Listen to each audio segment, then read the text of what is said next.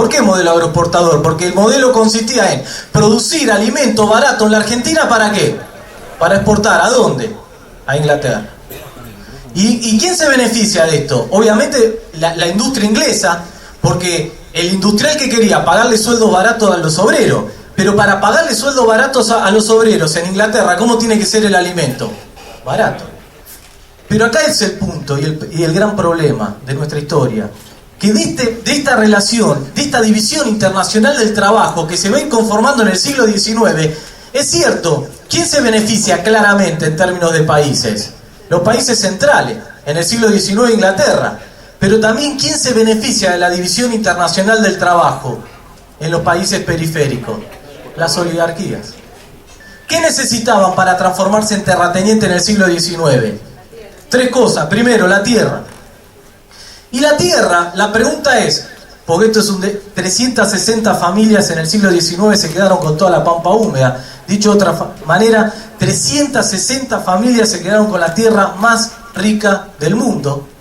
Y la pregunta es, ¿cómo hizo la oligarquía para apropiarse de la tierra, de la pampa húmeda? A través de las campañas del desierto. Ahora, la pregunta es, ¿quién hacía la campaña del desierto para apropiarse de la tierra, eliminando a los pueblos originarios? El ejército argentino, que es el Estado. Por eso cuando digo, pero es el Estado, y la pregunta es, ¿no intervenía fuertemente el Estado entonces en el modelo agroexportador a tal punto que aniquilaba a los pueblos originarios? Y ahí necesitamos, ¿quién fue los primeros trabajadores que obtuvieron la oligarquía argentina? Los gauchos. Fíjense que ahí viene otra visión, otro mito de la visión mitrista, que instala la oligarquía. ¿Cómo era el gaucho? Vago, atorrante. Y ojo, porque la visión mitrista se reproduce, porque el gaucho es un vago, y el que recibe la asignación familiar por hijo, también es un vago. Son todos vagos menos los dueños de la tierra que trabajan de sol a sol. ¿Por qué los británicos construyeron ferrocarriles en el siglo XIX en la Argentina? Porque el Estado argentino les garantizaba una tasa de rentabilidad del 7%. ¿Qué significa esto? Que si los ferrocarriles perdían plata, ¿qué hacía el Estado argentino? Los subsidiaba. Ahora se quejan de los subsidios. El terrateniente necesitaba capital, trabajo y tierra, y esas tres cosas, ¿quién se las dio? El Estado argentino, fuertemente intervencionista. Y ahí fue como construyeron el modelo agroexportador, que obviamente era un modelo de concentración de la riqueza y del ingreso, a tal punto que, fíjense que trabajan de sol a sol. Adivinen qué hacía la oligarquía argentina en el siglo XIX. Recorrían Europa durante 2 años mientras el gaucho trabajaba su tierra. Y mientras ellos tenían la vaca atada, el 90% de los argentinos debajo de la línea de subsistencia. Violcati, sin ponerse colorado, dice en el año 2009, plena sociedad rural argentina, dice: estoy muy preocupado por la pobreza que hay en la Argentina. Lo que le preocupa a Violcati es que la pobreza sea cada vez más baja. Y eso es una preocupación, obviamente, para los chicos. Y fíjense por qué. Ellos necesitan un país de pobre, la oligarquía. En el siglo XIX de hoy, ¿Por qué digo esto?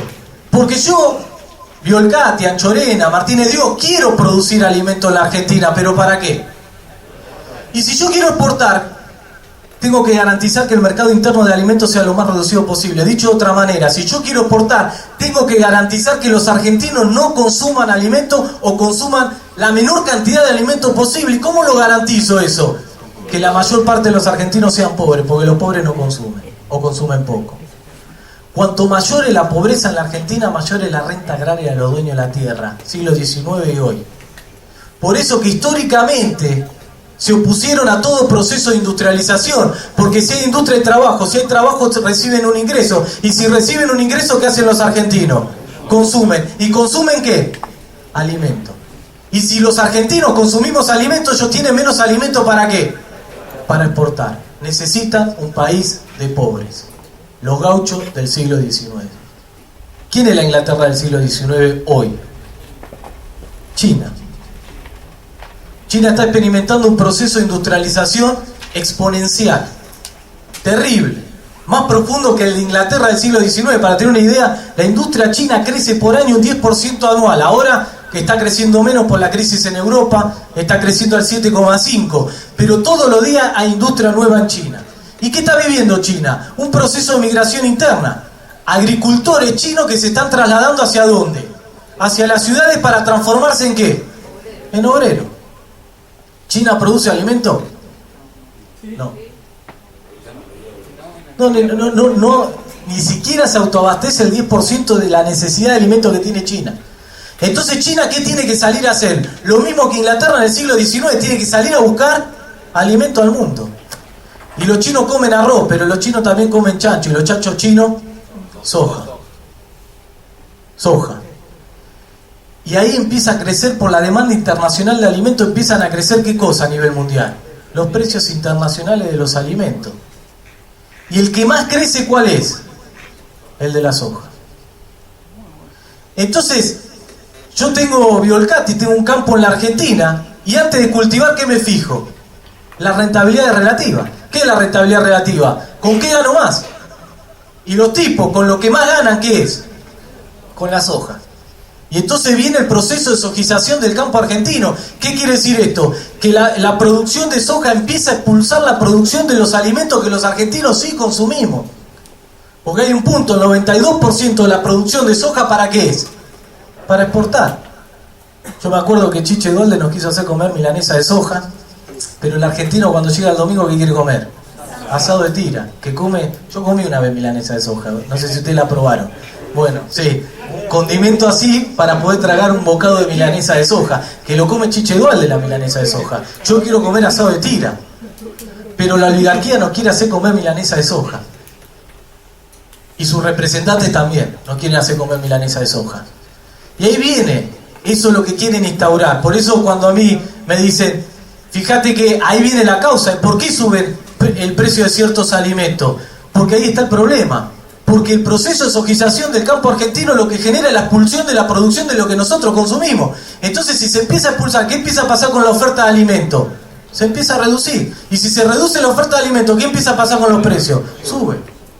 Los tipos quieren exportar todo. Y ahí viene la frase de Angeli, año 2008, el que quiere comer lomo que lo pague 80 pesos. ¿Qué estaba pensando de Angeli? De Angeli no estaba pensando, nos estaba diciendo en la cara, mirá, yo te vendo en el 2008 el lomo a los argentinos, pero ¿sabés cuánto está en Europa el lomo? 80 pesos, en euros, pero en pesos. 80 pesos. Entonces De Angeli nos está diciendo, yo te vendo el lomo a vos en la Argentina siempre y cuando me lo pague lo mismo que quién, que los europeos. Quiero ganar lo mismo exportando el lomo que vendiéndolo en el mercado interno. Y nosotros le decimos a De Angeli, mira, yo te pago el lomo 80 pesos, pero vos pagale a los peones rurales como ganan en Europa. ¿Qué te dice Angeli? Minga. Los peones rurales negros y el lomo 80 pesos. Renta agraria, aumento de la pobreza. Ese es el modelo sojero exportador que están teniendo los tipos en la cabeza. Por eso, y esto se llama lo que se llama inflación importada. Porque como los precios internacionales suben, traccionan a los precios internos. Y fíjense lo siguiente. ¿Cuál es la política antiinflacionaria más exitosa si la inflación es importada? Las retenciones. Porque la retención lo que hace es desacoplar los precios internos de los internacionales. La retención, de ahí viene la palabra retención. Retención es retener lo que se produce en el mercado interno. Si la retención fuera cero, como quieren estos tipos, ¿qué harían con toda la producción de alimentos que hacen en la Argentina? Lo exportan todo. ¿Qué pasaría con el mercado interno? Se desabastece. ¿Qué pasaría con los precios? Subiría. ¿Qué pasaría con la pobreza? Aumenta. Y la renta de la oligarquía también.